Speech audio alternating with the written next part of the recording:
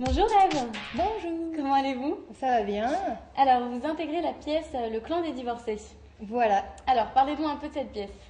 Alors, déjà, elle est vraiment drôlesque, burlesque. Non, en tout cas, elle est vraiment... moi, j'adore l'humour parce que c'est l'humour de boulevard. Donc, avec des situations entre les trois personnages. Donc, il y a une British, c'est moi, assez sexy, assez faux-folle. Il y a une bourge, donc un peu à la Valérie Lemercier dans... Comment ça s'appelle? Les Visiteurs. Ah non, Les Visiteurs. Ouais, très bourge, on va dire. Et il y a Brigitte, qui est donc en fait un homme déguisé en femme. Mais dans l'histoire, on croit vraiment que c'est une femme, c'est censé être une femme. Mais une femme, elle a... Comme si, comment il s'appelle, Chabal était une femme, tu vois. D'accord. Pas féminine. Et donc, toutes les trois, on est divorcées, fraîchement divorcées.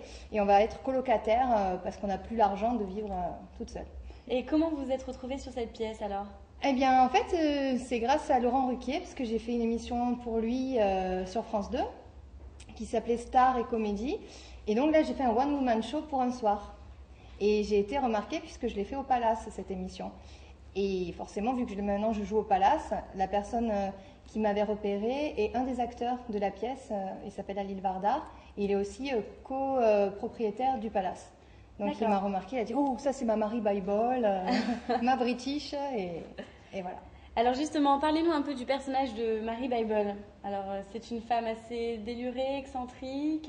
Ah voilà, en fait c'est déjà une British et très colorée au niveau vestimentaire parce qu'elle est vraiment les trucs écossais, flashy, rouge et très court. D'accord. Donc assez sexy. Et au niveau caractère, faux folle, sûre d'elle, limite, comment on pourrait dire, prétentieuse un petit peu. Mais rigolote, parce qu'en fait, elle est naïve, un peu bébête, donc tout pour s'éclater sur scène. D'accord, c'est vraiment un personnage dans lequel vous vous amusez. Ah ouais, carrément. Puis il y a des petits trucs des fois qui peuvent me ressembler, pas le côté prétentieux, mais le côté un peu naïf, en fait. D'accord. Donc c'est bien, vous arrivez à interpréter ce personnage d'une manière qui vous est bien propre. Et puis ce qui est bien, c'est que l'auteur de la pièce, donc Alil Vardar, a rajouté des évangélismes spéciaux pour moi, qui n'étaient pas avant dans la pièce, et donc il a réécrit un peu quelques phrases rigolotes pour que je m'éclate. Non, non, non, non, non, non, non, non, non, non. Non, non,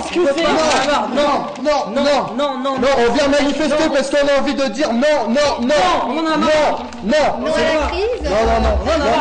Non, en fait, c'est le bêta, parce qu'on sait que toi, en fait, on sait que toi, tu milites contre la fourrure, tout ça. Ah oui. Voilà, et nous, en fait, on milite. Voilà, la pétasse à la kiss. Toi, c'est la péta, nous, c'est la bêta, en fait. Donc, et là, c'est la feta, en effet. Il y a la feta aussi. Et nous, on dit non, parce qu'on dit halt, non pas à la fourrure, parce que la fourrure, c'est clair. Pas de fourrure.